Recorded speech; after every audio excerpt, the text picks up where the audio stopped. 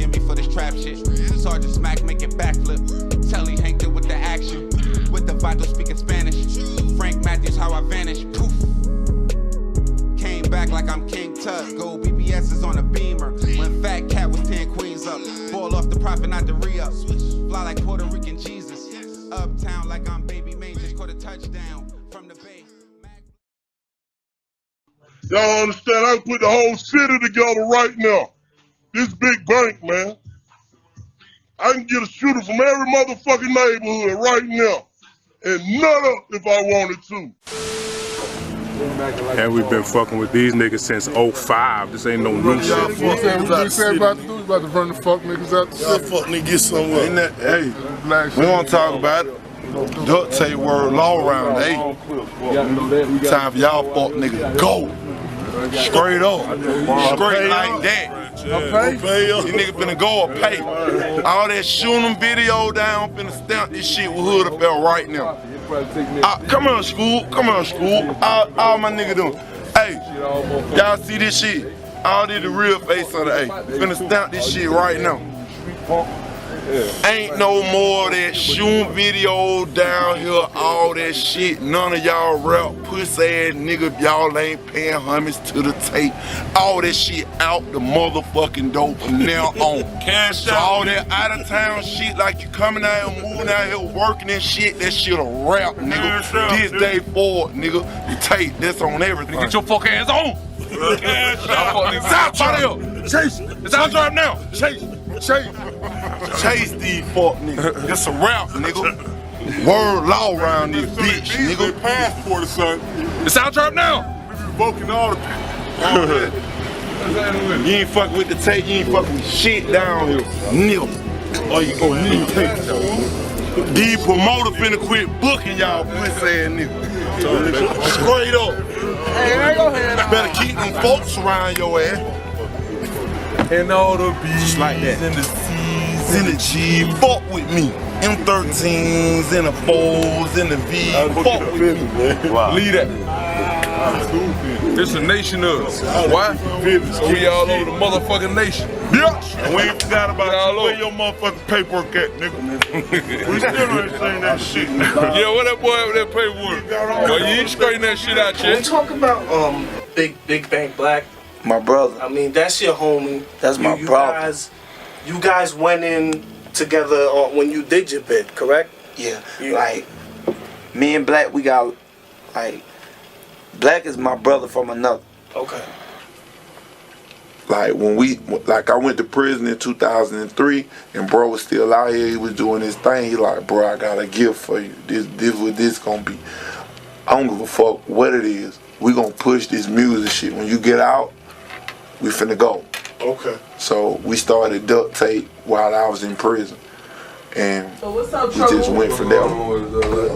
I'm looking at everything with Duct Tape and what y'all have going on right now, and it's like everything seems so different with y'all right now than from in the past. Do y'all feel like, you know, there's been a big change?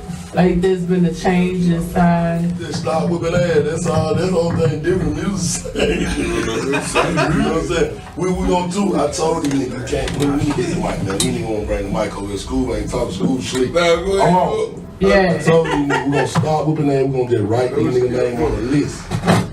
And get the money, we gonna come back and beat that. Well, we'll get the music money, but we already got it back.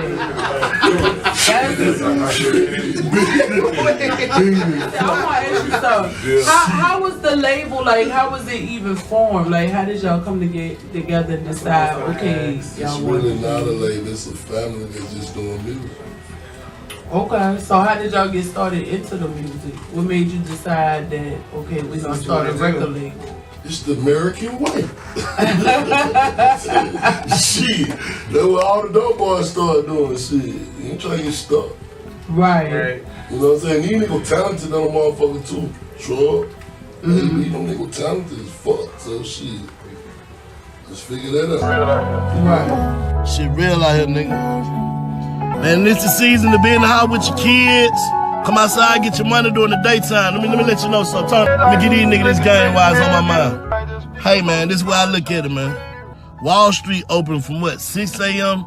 to like 2 or 4. That's what time the big money being traded, man. That's what time a nigga supposed to be out getting that money, man. Early in the morning to the afternoon, man. All that nighttime shit, let these suckers have that. Ain't never evil at night, for real that. Turn it up, bro. Y'all meet us in Atlanta on Mason Avenue, Zone 6. This shit got Edgewood implications. We headed to the heart of Atlanta now, or at least what Bank would call it, the heart of the 6. What up, though? It's your ace Popalot. We back on MOBB business. Now, over the last 20, 25 years or so, Atlanta has become what I would call the headquarters for Southern hip-hop. Now, some people might say Houston, and I could take that, as there's plenty heavyweights that came out of that city too. But since the late 90s and the early 2000s, Atlanta has definitely made a name for themselves, and in my eyes have become a city of cliques, especially as the music is concerned. When early on, we would hear the names like So Def and the Dungeon Family, just to name a few.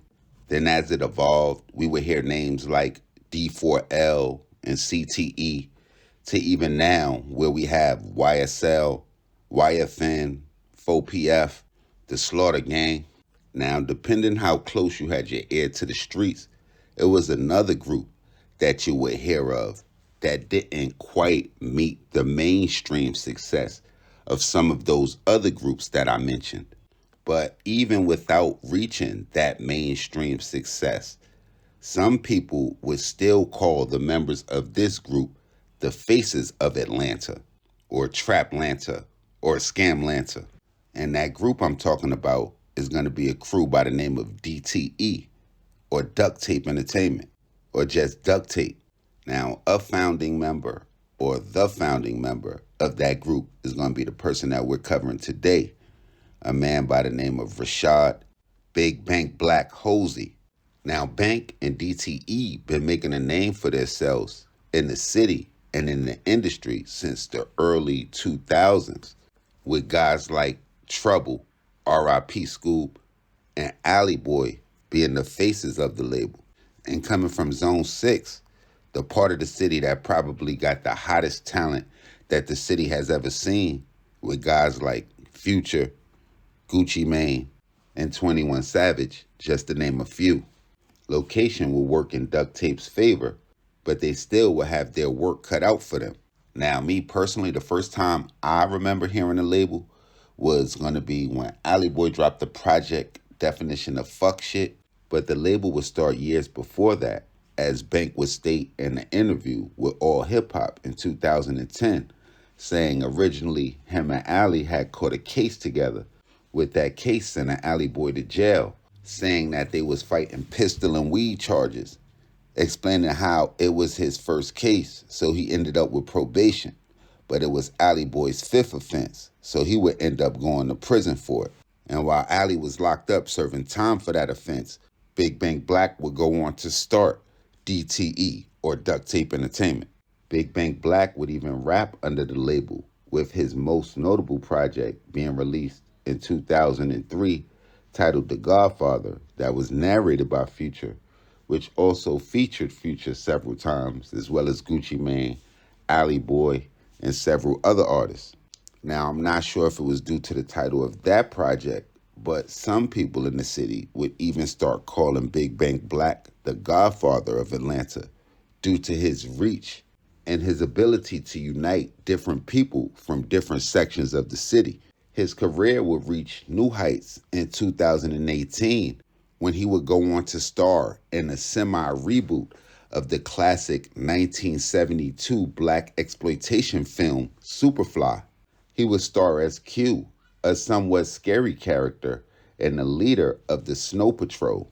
And not too long after that, he would link up with legendary Atlanta DJ Scream, and Jade, who actually gave him the name Big Bank, as before that he was just Black, to bring us the podcast that we know today as Big Facts, which I feel is very important, especially Big Bank's part in the podcast, because he's going to be the one asking the questions that the audience will want to ask and that a lot of podcasts and radio hosts won't. Now, in my eyes, DTE didn't reach the heights that they should have and could have, and I don't think it had anything to do with the music. I really just believe that they were just too real and too close to the streets. And at that time, the early 2000s, when it was heavily controlled by record labels, I think that they were very, very careful with who they was letting in the door. But regardless of that, Big Bank Black and the guys from DTE would still go on to make a name for themselves. But y'all make sure y'all hit the red subscribe button and the bell right into this video so y'all know when this real trill spill shit is dropping. Tapping downstairs, let us know what cities we need to head to, what stories we need to tell, what we got wrong, what gangsters we missed, all of that. Tapping with me directly on Instagram, Twitter, POP_A_LOT.